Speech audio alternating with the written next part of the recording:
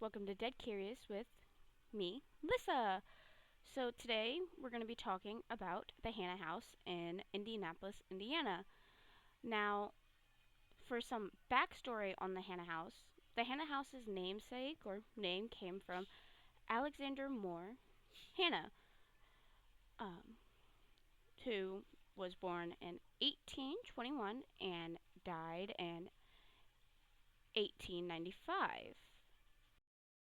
Now, Alexander uh, Hannah was a businessman and farmer. He grew up in Indiana and worked as a harness maker for many years before moving to California in 1850, where he made his fortune during the gold rush. He succeeded and invested in a berry and vegetable ranch, and after 5 years, he sold his share of the ranch and returned to Indiana to work with his father, Samuel Hannah, who was born in 1789 and died 1869, 4 years after Alexander Hannah died. Now, Samuel Hannah died at the Indiana Central Railroad. Within 2 years, Hannah made enough money to purchase a 240-acre farm on the south side of Indianapolis. Um, Now, he built the multi story brick house on the property in 1858. He lived in this 24-room house alone, well, apart from his staff, technically,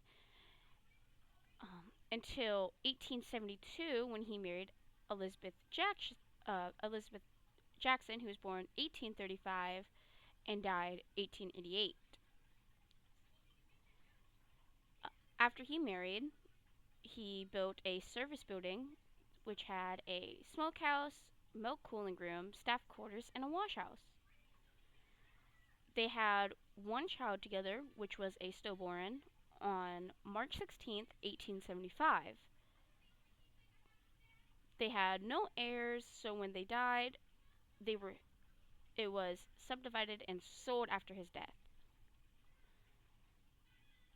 Where the house sat empty for 4 years before Roman, I'm gonna so butcher this name, Euler, a German immigrant in the Civil War, or a Civil War veteran, purchased it along with 21 acres of the property in 1899. And when he passed, the house to Omar passed the house to his daughter, Romina. Romina. I'm so butchering that name. I'm so sorry. And her husband, Moran Elder, who lived there with their 4 children until the early 1960s, but continued to maintain ownership for several years after she moved out. She passed the home on to her children and their spouses. The Elder family rented the house out for several years during the 1960s and 1970s to John and Gladys O'Brien, who ran a antique store in the home. During this time, hauntings began to be reported. There were typical they were the typical These were the typical haunted house occurrences: unexplained noises, lights, and electronics devices turning on and off, objects moving on their own, which we see in a lot of haunted places. So, after the O'Briens moved out, the Harder family worked to get Hannah House placed on the National Register of Historic Places. In 1978, the elders began holding events at the Hannah House in the 1980s to raise funds to maintain the house and offset raising property taxes. They held parties, murder mystery dinners, music performances, Easter egg hunts, weddings, haunted houses, art shows, and flea markets. With more people visiting the house, the number of otherworldly experiences increased.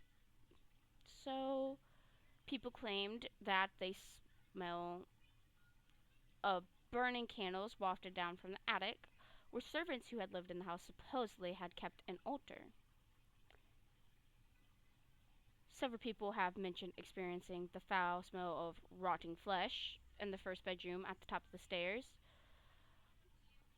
Ghosts like shadow men or shadow figures have been spotted, including a man in a black suit who walks the upstairs hall, a woman near a window on the second floor, and a stillborn baby, presumed to be Elizabeth's. The most haunted tale, or prevalent haunted tale at the Hannah house, involves the deaths of those fleeing enslavement whom Hannah supposedly had hidden in the basement of one of the outbuildings. So it's kind of just a urban legend or a myth that some people claim to be untrue, but the legend does suggest that the Hannah house was a stop on the Underground Railroad.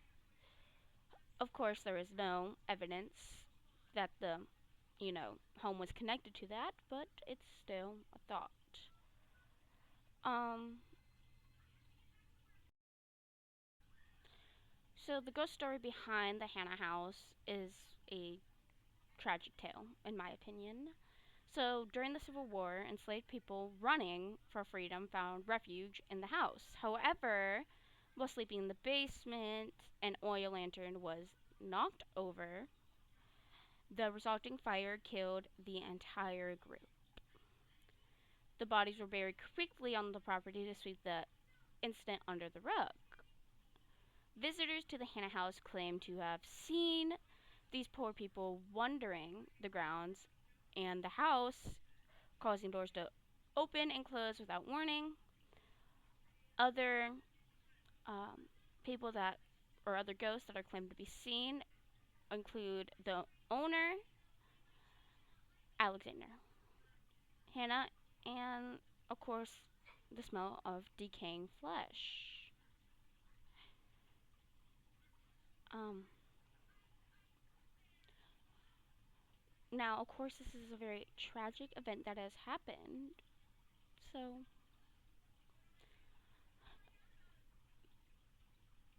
of course, this means that the hauntings have been, or there's like a reason, again, that this was just a legend from what I have read up on. But I do believe that this legend could be true. Anyways, that is all I have for today. Um, Thank you for watching, and remember, stay curious.